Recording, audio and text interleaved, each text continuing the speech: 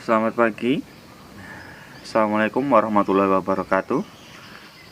Kali ini saya ingin mencoba menggunakan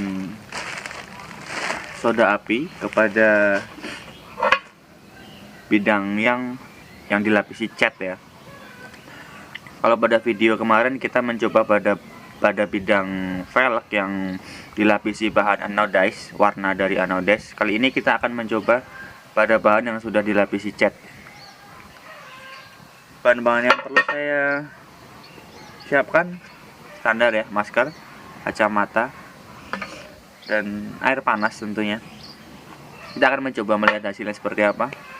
Jadi ayo kita lakukan.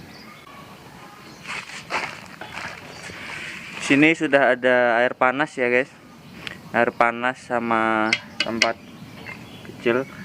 Karena bidangnya kecil, kita pakai tempat yang sedang aja. Lalu kita akan masukkan soda api.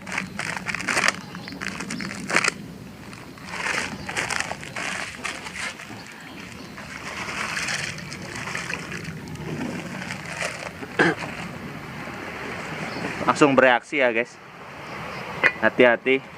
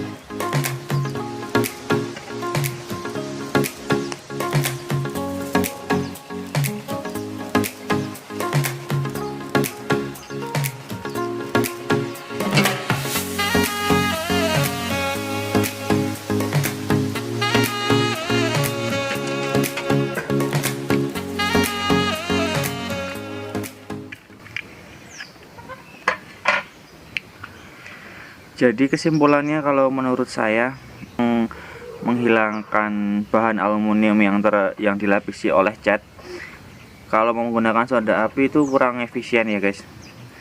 Karena kalau akan direndam lebih lama, yang rusak itu justru aluminiumnya. mereka akan keropos berlubang-lubang kecil-kecil. Jadi sebenarnya soda api lebih efisien untuk menghilangkan cat seperti bahan-bahan anodized yang pada velg motor atau gantungan kunci atau sesuatu bahan yang dilapisi bahan anodized. Soda api akan lebih efisien menghilangkan warna itu daripada aluminium yang dilapisi oleh cat semprot. Itu lebih susah untuk dihilangkan warnanya.